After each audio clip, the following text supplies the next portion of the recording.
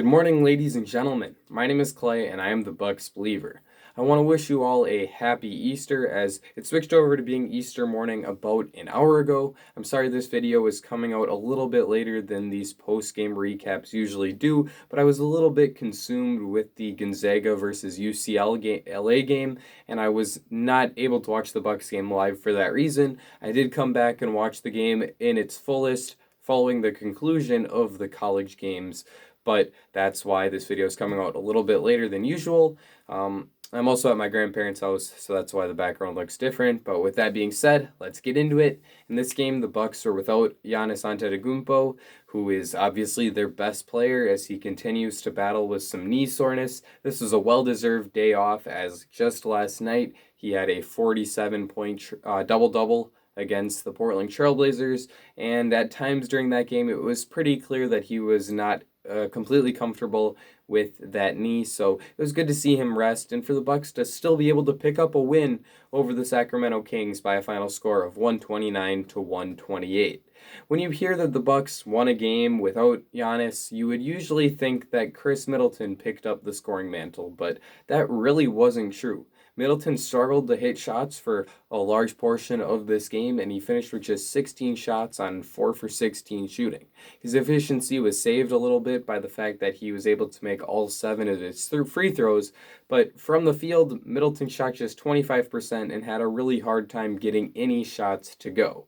In his stead, Jrue Holiday really stepped it up and had a huge game, along with a pair of Bucks centers that I'll get to in a little bit. Holiday had 33 points, grabbed 7 rebounds, and completed his second consecutive game with a double-double as he dished out 11 assists. Holiday also was pretty efficient, making 14 of his 23 shots from the field.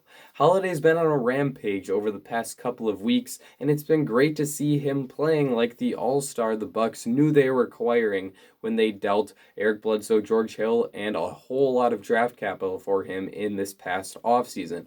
Holiday has done a great job as a scorer where he's able to get to his three-point shot frequently, as he's really solid at knocking down shots off of the bounce. He's also able to bully smaller guards in the paint, as we saw De'Aaron Fox become a victim for multiple times in this game. And he's a really good passer, as evidenced by his 11 assists tonight and 10 assists last night. So this excellent play from Jrue has been huge, and I hope to see him keep that up. As I said before, there were also 2 centers that really had good games for the Bucks and were super efficient as high-volume scorers. The first of those was Brook Lopez, who really seems to shine when Giannis Antetokounmpo is out of the lineup. He's able to play a bit more like the Brooklyn Brook, as I like to call it, as more of a post-up scorer, rim runner type, instead of just being the perimeter three-point shooter that he is usually left to be when Giannis is taking up a lot more of that role as a slasher and rim runner. But Brook was able to get a couple really good looks from three-point line, as he always does, as he made 2 of his 4 threes, and he also went 9 for 9 inside the arc, both by scoring a little bit off of shots he created for himself and off of some easy looks his teammates created for him out of the pick and roll. I especially appreciated the pick and roll chemistry that he seems to be establishing with the newly acquired Jrue Holiday. As him and Holiday continue to improve this chemistry, I think that it's another pet play the Bucks can go to come playoff time, and Brook was able to have some really easy lob finishes off of that pick and roll. Bobby Portis also had a really efficient scoring game off the bench for the Bucks, as he had 18 points on 8 for 10 shooting.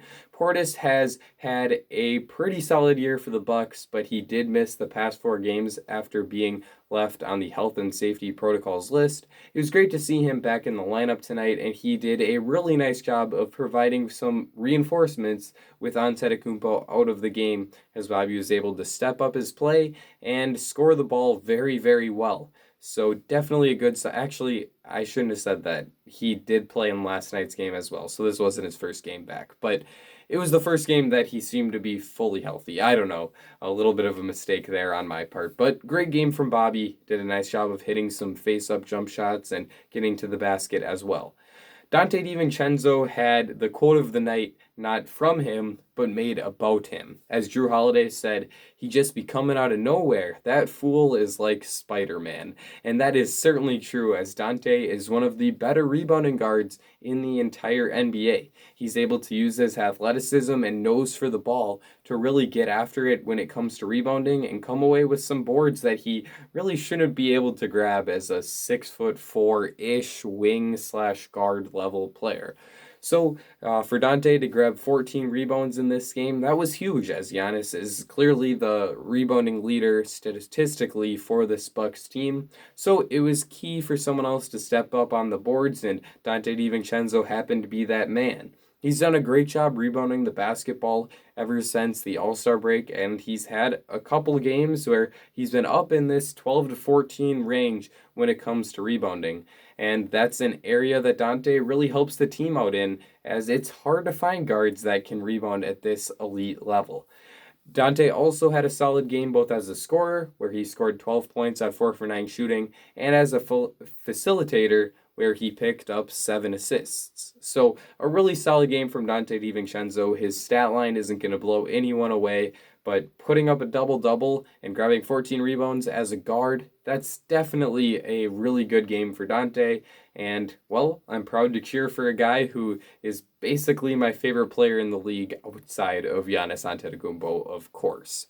On the defensive end, the Bucks did struggle a little bit more than on offense, and that is somewhat to be expected without the defensive player of the year in the lineup for you, but allowing the Sacramento Kings to shoot 43.6% from the three-point line is still unacceptable. They gave up some really easy looks to players that are shooting better than 40% from beyond the three-point line this season.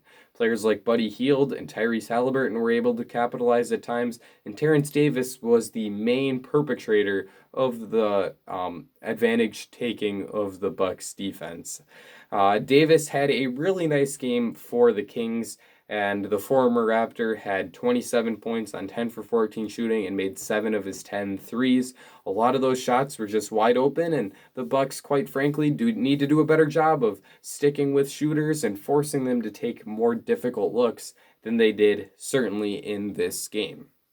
Finally, the last thing that I want to touch on is Jordan Nora, as Nora was a little bit in the news today. I guess not in the news, but all over Bucks Twitter, as it was shown on the broadcast that Coach Mike Budenholzer was giving him a pretty hard time after he made some mistakes on the defensive end of the floor. His teammates were also calling him out a little bit and making sure that he knew what to do when that play similar to the one that he was taken advantage of on occurred again. And Nora did show some positive signs on defense with those 3 steals that he racked up in this game. But he also did make his fair share of mistakes, and I thought that it was really good to see the coaching staff and the players making sure that he doesn't repeat those mistakes, because in your rookie year in the NBA, it's important that you undergo as much growth as you physically can. And Nora, coming into the draft, was known to be a bit of a weak defender. So I hope that this extra coaching and advice that he's getting from both his coaches and teammates will help him to improve on that end of the court and eventually become a pretty solid defensive player that can help the Bucks out in the rotation, because he's already got the offense stuff pretty much down, needs to improve as a passer, but he's a really good shooter, one of the better young shooting prospects in the league, and I have high hopes for Jordan. So I definitely think that this growing development of his relationship with both the coaching staff and the players is a positive more than a negative, and I hope that most people see it to be that way rather than the opposite. Let me know what you thought of this game in the comment section down below. Leave a like and subscribe if you did enjoy this video. I think that I've covered everything that I wanted to cover, so that's going to be it for me. Ladies and gentlemen, I will see you all again very soon.